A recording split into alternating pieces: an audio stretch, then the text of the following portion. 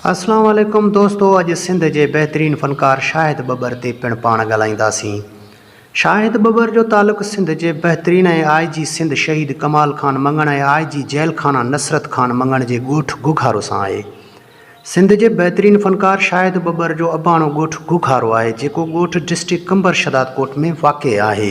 ज़राइनि वटां मिलियल ॼाण मुताबिक़ शाहिद बबर काफ़ी साल अॻु बबर पाड़ो ऐं ॻोठु गुखारो खे हमेशह लाइ अलविदा करे पंहिंजे ख़ानदान सां वञी शहर लाड़कणे में आबाद थिया।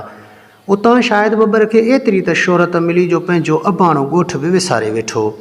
धरती TV जे मशहूरु प्रोग्राम सिंधी शोबिज़ अफेयर में ताहर आराइन शाहिद बबर खां इंटरव्यू कंदे सुवालु पुछियो त तव्हांजो कहिड़े शहर सां तालुक़ु आहे, जंहिंजे जवाब में शाहिद बबर चयो त लाड़कणे शहर सां तालुक़ु आहे।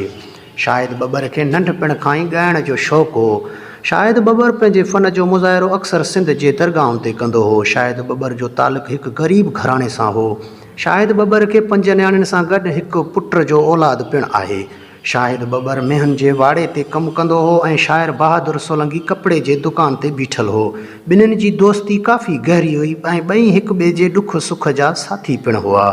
यादि रहे त शाइर बहादुर सोलंकी जी शाइरीअ ई शाहिद बबर खे सॼी सिंध में मशहूरी ॾियारी। शाहिद बबर शोहरत ऐं दौलत जे बुलंदियुनि ते पहुचण बाद पंहिंजे ऊंदाहिनि जे साथी ऐं दोस्त शाइर बहादुर सोलंकी खां बि मुंहुं फेरे पंहिंजूं राहूं अलॻि करे छॾियूं।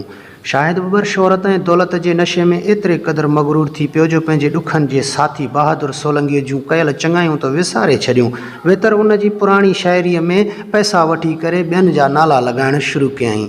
बाद में मसइलो कोर्ट ते अचण बाद संदसि शाहिद बबर बहादुर सोलंकी खां माज़रत बि कई, पर ॿिन्हिनि जी दोस्ती हमेशह जे लाइ ख़तमु पिणु थी वई।